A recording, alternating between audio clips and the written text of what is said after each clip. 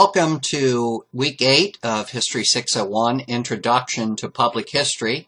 This week we're going to be looking at the topic, as well as next week, of historic preservation.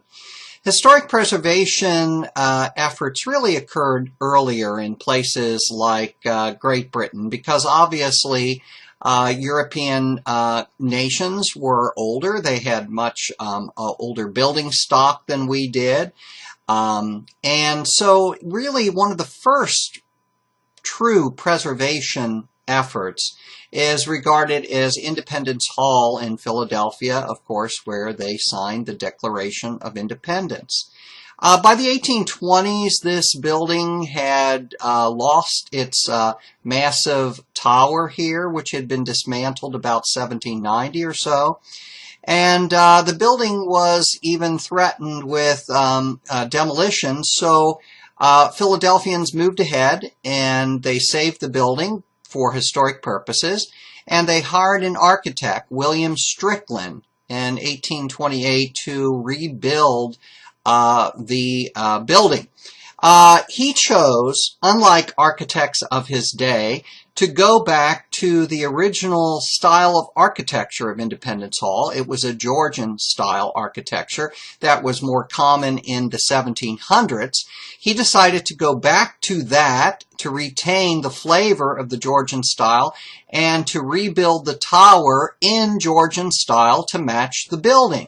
Now that may not seem like a big thing to us today, but back then that was huge. Architects of his day would have just taken this building and plopped a new 19th century, an 1800s style bell tower on top of it, probably Greek Revival or something like that. But instead, he wanted to go back to the pure style of the Georgian and have Georgian match Georgian. So this really is the first efforts for restoration, to try to bring a building back to the time it was built or to sometime during the life of the building itself, to be more of a purist, and as opposed to doing a renovation, which of course would be more like plumping a Greek Revival tower on top of a Georgian style building. In 1853, Anne Pamela Cunningham of South Carolina became very concerned that Mount Vernon, the home of George Washington, was going to be bought up by developers. So she organized the Mount Vernon Ladies Association. Now, Anne Pamela Cunningham was this petite little lady in very poor health, but she didn't let that stop her. She had a lot of energy. She became regent of the Mount Vernon Ladies Association, and then in each of the states of the Union of the time, she appointed ladies who were vice regents, and their duty was to raise funds for the purchase of Mount Vernon in their states. And of course, they had a whole number of ladies under them in all of the cities and towns throughout the United States supporting this effort. So within just, I think, 4 or 5 years, they had raised enough money to buy and save George Washington's home at Mount Vernon. 1892 saw the establishment of the Sierra Club, and of course environmental concerns became more prevalent at this time. The Sierra Club campaigned for national parks, and you can see that most of these clubs and associations are private ventures. Likewise, in 1905, private money saved Paul Revere's house in Boston, which was subsequently opened to the public, and and still is today. In 1906 is the first time that we really see, for an important act, the U.S. Congress passing an act that it would be related to historic preservation, and it was the Antiquities Act. It was to protect federally owned lands from pilferers. What was happening? So there's always usually a problem, right? And then Congress needs to come up with a solution to the problem. The federal government owned a lot of land in the southwest of the United States. and people were coming in and they were aware that there were prehistoric American Indian relics there. They were digging these things up. They were selling them as if they owned the land, and of course they didn't. And already there was an understanding of the need to protect American Indian relics even back in the early 20th century.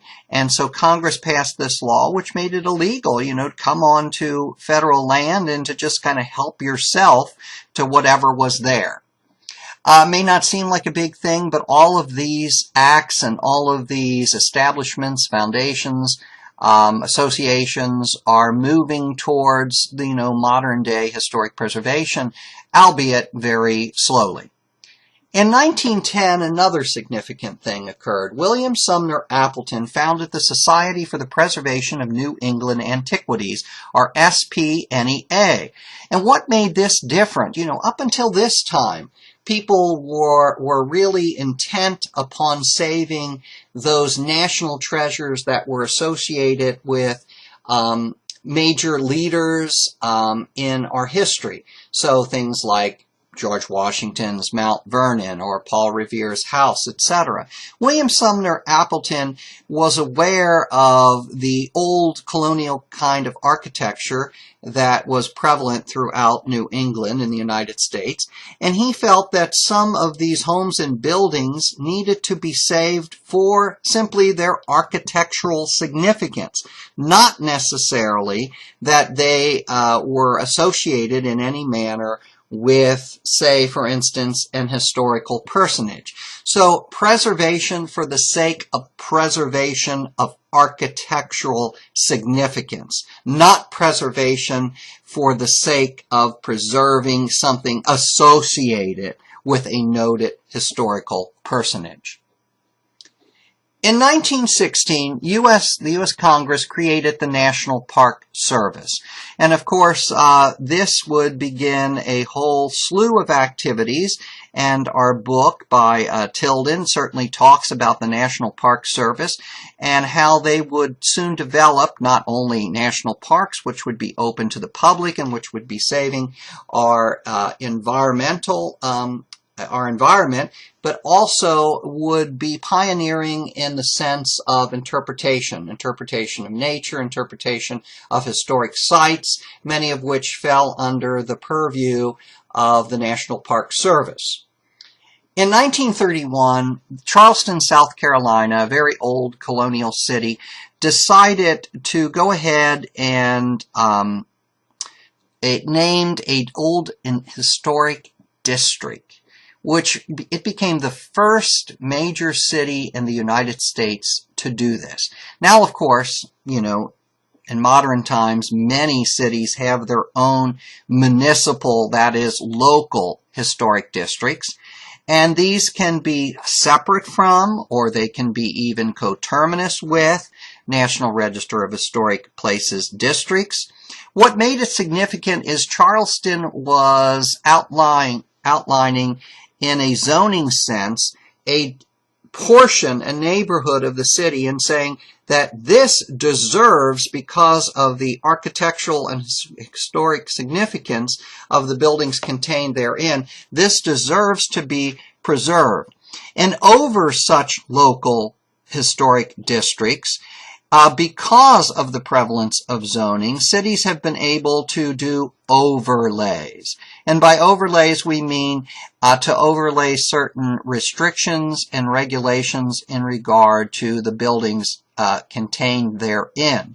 So in the case of, say, Covington, Kentucky, today, there's an Urban Design Review Board, which consists of knowledgeable people who have been appointed.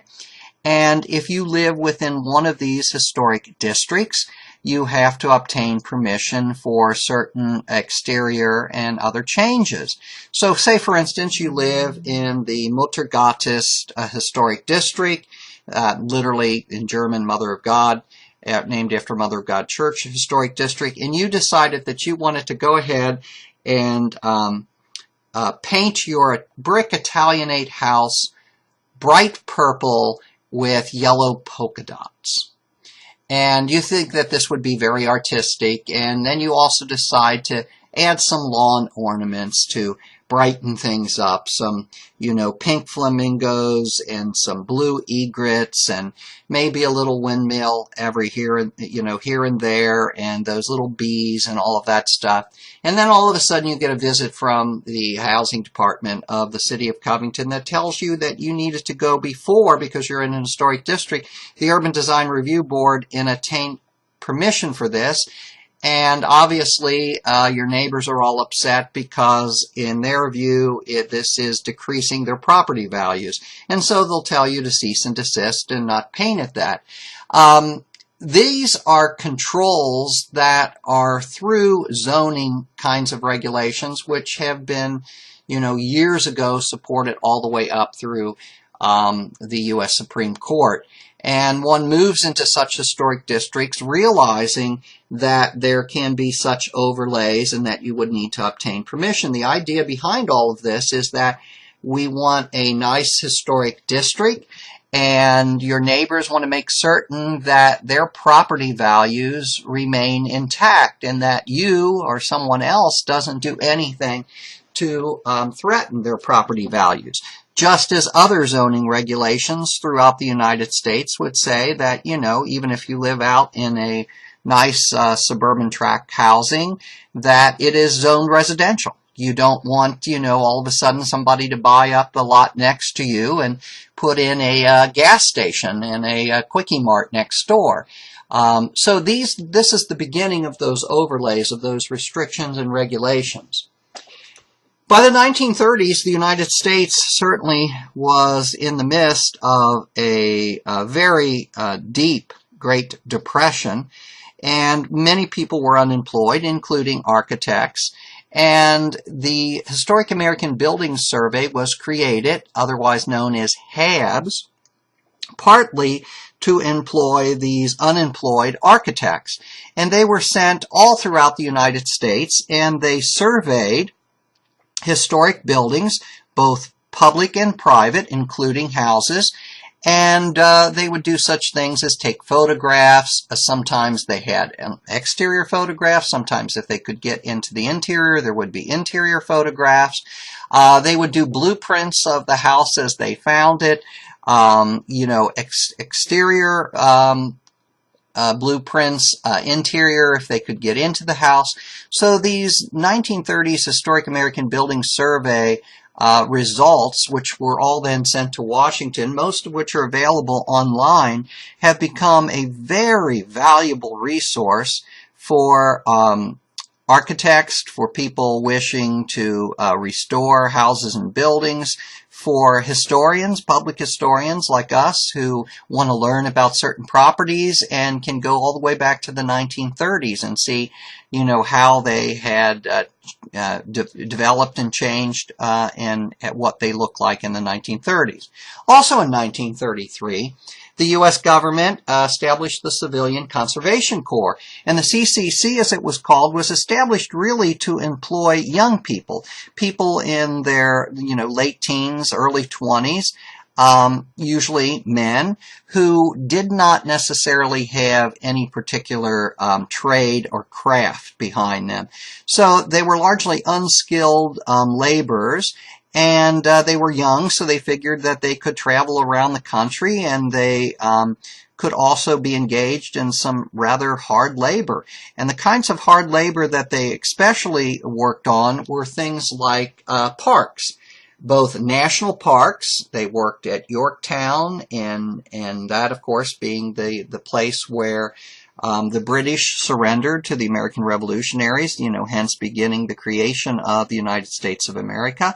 They worked at state parks throughout the United States, and they also worked at municipal and local parks. So, say for instance, in the city of Covington, the CCC did in fact do work at Covington's massive Devou Park, which has about 600 acres, and there they built stone benches, which have recently been kind of restored, and they built a stone shelter house. They would have helped with the trails and with the roads building little stone grills and picnic tables, etc. Also doing foresting projects, reforesting, putting in trees, putting in landscaping, just generally cleaning up and sprucing up things.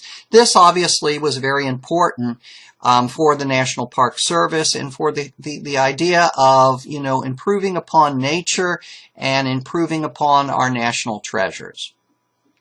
In 1926, W.A.R. Goodwin, who was rector of Bruton Parish Church in Williamsburg, Virginia, was at a Phi Beta Kappa meeting, I believe it was in New York City, and there he met with John D. Rockefeller and Jr.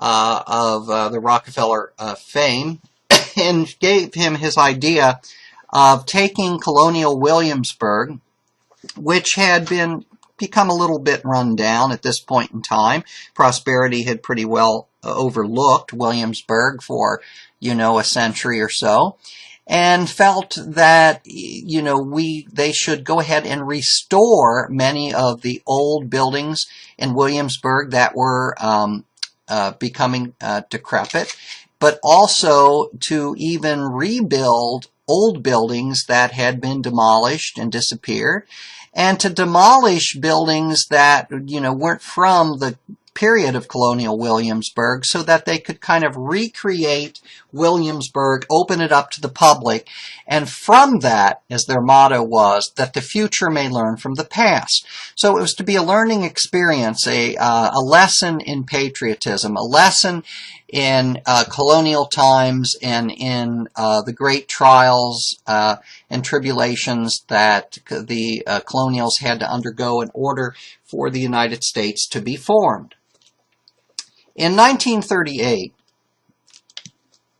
Henry Ford, the creator of Ford Motor Company, was looking nostalgically upon his own past and upon an America that was quickly passing away.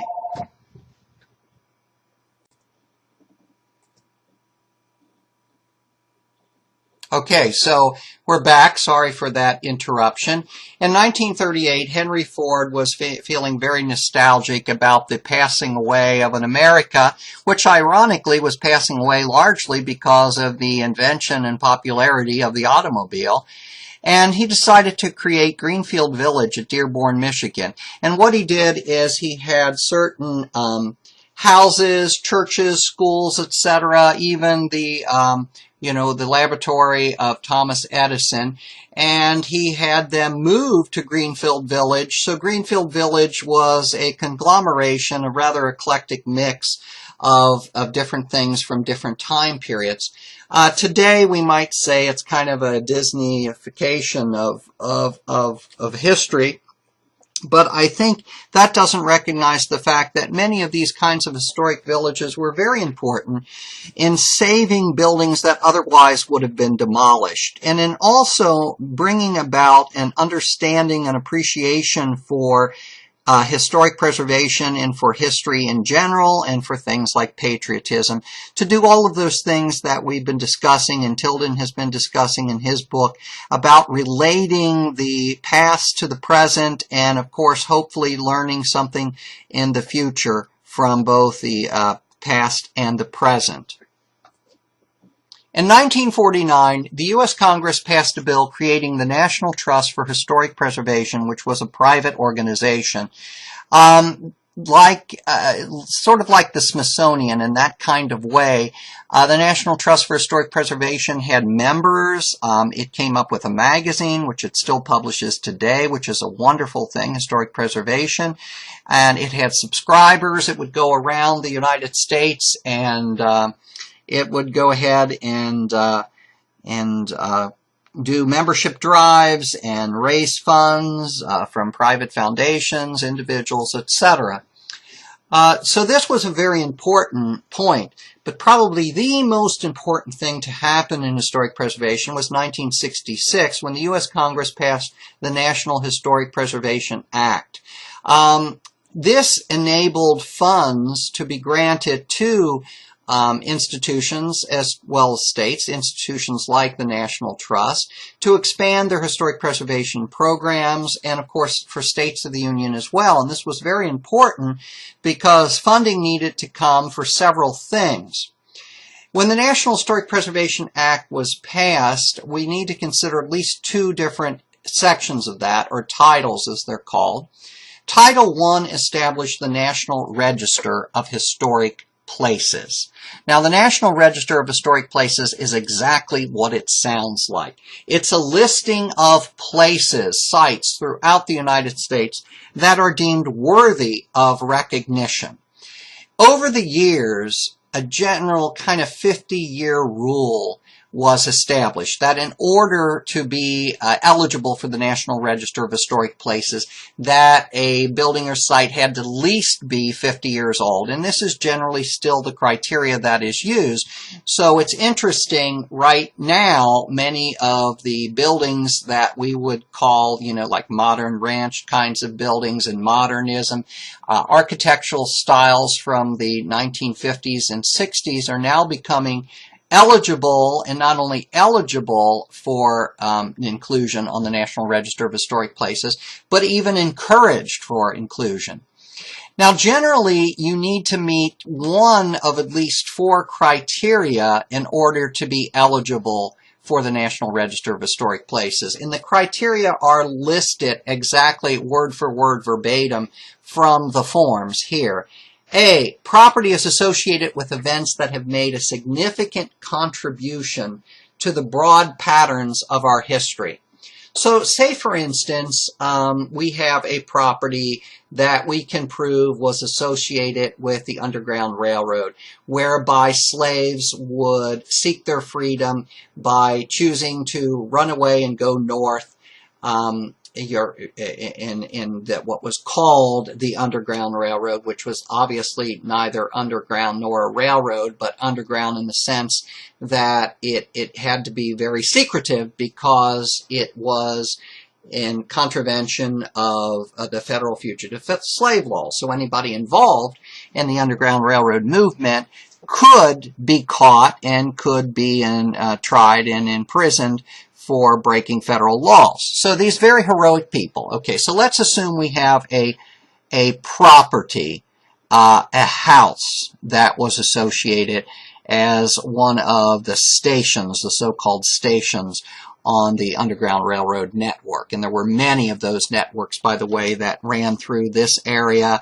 that went through Cincinnati up to Preble County, Ohio, and then some of the networks went over to the Indiana side, etc. But Cincinnati was a hotbed of this. So let's assume we've identified a house. So we could put that house possibly on the National Register, fill out the nomination forms based upon criteria A, that it was a significant contribution to the broad patterns of our history, in this case, to the Underground Railroad, to the whole understanding of slavery and abolitionism, to the whole understanding of the Civil War, etc.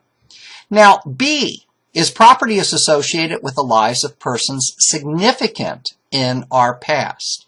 So let's say that we cannot identify necessarily this property with the Underground Railroad directly. We may have indirect kinds of links. Let's say, for instance, that somehow Salmon P. Chase, who was a noted abolitionist, somehow was related to this property. I'm just making this up as I go along, but Salmon P. Chase, of course, is the namesake of our law school at Northern Kentucky University. He was a great abolitionist. He was governor of Ohio. He represented many runaway slaves and many people who assisted, abolitionists who assisted runaway slaves in the legal court system. And of course, he later on became Secretary of the Treasury under Abraham Lincoln. Let's say the property is associated with him somehow. Well, now it could become eligible for inclusion based on that fact. C says the property embodies the distinctive characteristics of a type, period, or method of construction, or represents the work of a master, or possesses high artistic values, or represents a significant and distinguishable entity whose components lack individual distinction. Okay, this could mean, okay, we have a property from the antebellum days.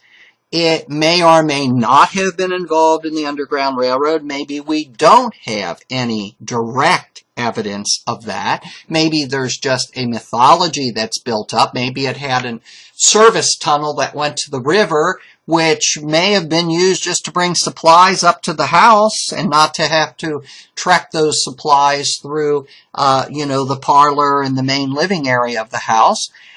Maybe there was mythology that somehow those tunnels connecting to the river, and this is very common in this area of northern Kentucky and Cincinnati, that those service tunnels were used for runaway slaves. We don't know, and we can't go to the National Register with things that we're not absolutely certain about. So maybe it's not criteria A. Maybe it's not criteria B, because maybe it doesn't involve an historical personage who's connected to that property or associated with that property, but maybe it is just a significant house. So for instance, I think of a house that has been demolished in West Covington that was owned by Henry Hathaway, who was a minister. And by the way, it's been demolished, unfortunately, in 1969. But he was an abolitionist and probably was involved in the Underground Railroad and probably did choose his house because it was right near the Ohio River and because his family owned property on the other side of the Ohio River and because he worked with poor people in the West End, including free blacks in the West End, and he would be near them. And by the way, he was friends with Salmon Chase and with a bunch of other abolitionists. So let's say this property was still there.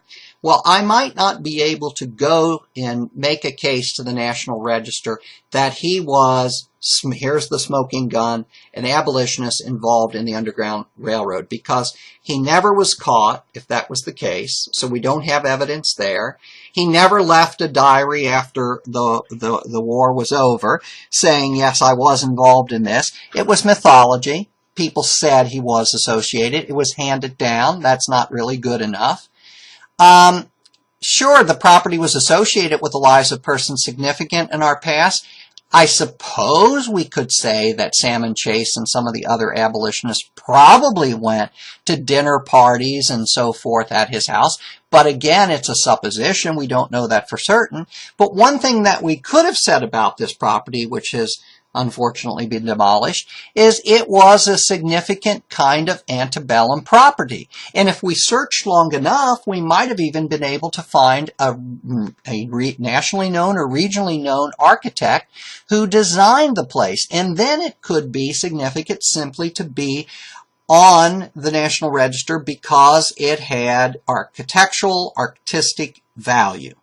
Now, let's say it's been demolished and nothing was put up there. By the way, a large senior citizens apartment house was put up there.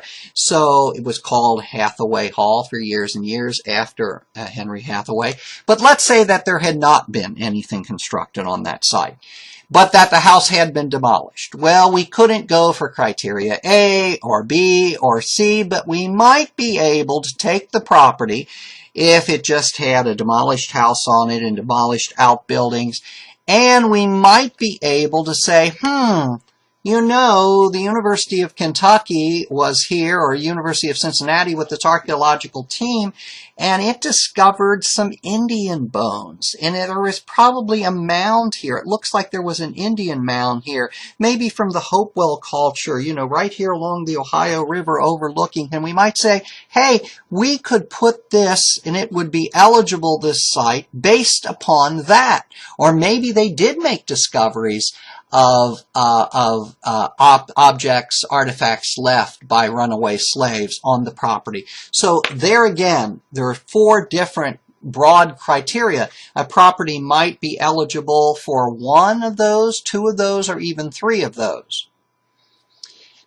Title II, Section 106 of the National Historic Preservation Act stated that no federal project using federal money could be used to alter or demolish a property on the National Register of Historic Places unless there was a review.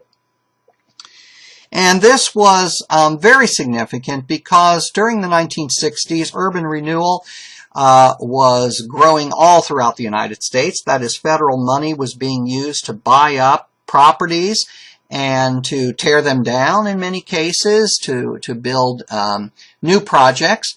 And we were building expressways with federal money right and left during the 1960s. And so basically they said, you know, before you can demolish structures, you need to really go ahead and take a look, do a 106 review of what you're looking at, whether or not they were on the National Register or not. If they were on the National Register, even more important. If they were not, but potentially could be placed upon the National Register, that also would mean, you know, obviously a 106 review. So federal highway projects, urban renewal projects, all have to undergo really 106 reviews. And the idea is to encourage, it doesn't mean that, you know, the project can't go through.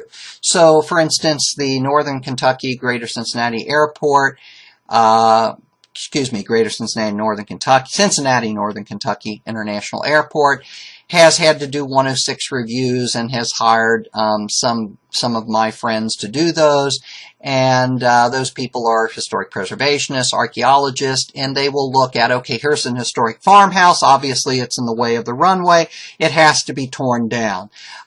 This historic barn in the way of the runway has to be torn down. Obviously, we're going to do everything we can to document it with photographs, with site drawings, everything else.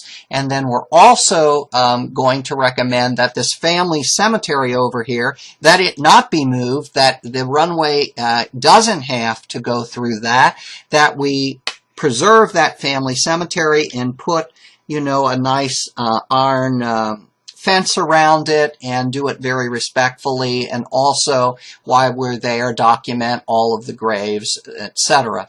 So a 106 project does not necessarily mean that the project can't proceed or that demolition can't, but there needs to be consensus and compromise and documentation and understanding of what will or will not transpire. So it's not meant to, you know, put to be a burden or to be an obstacle or a hurdle to progress. And speaking of progress, in 1976, the U.S. Congress passed the Tax Reform Act, providing federal tax incentives for the restoration of historic properties. This and subsequent federal tax acts enabled historic preservation to proceed as an economically viable option to new construction. Before this, you know, most of the tax laws dating all the way back to the New Deal, Franklin Delano Roosevelt, when obviously they wanted to prime the pump and to get the Depression economy moving, most of those really had to do with mortgages and very oftentimes with newly constructed properties. So there were always things for years and years in the tax laws that supported new construction and gave incentives to new construction.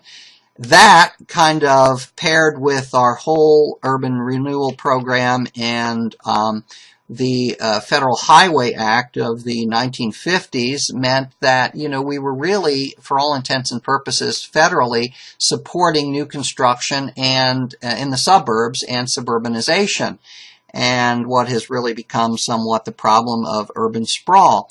Well, for the first time in 1976, in the bicentennial of the United States founding, we really discussed, well, let's give historic preservation projects nationwide an incentive as well. Now, to receive tax credits, a building must be rehabbed according to standards established by the National Park Service.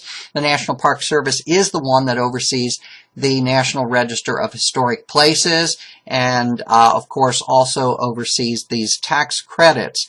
So the National Park Service needs to give provisional clearance, so they need to be approached, okay.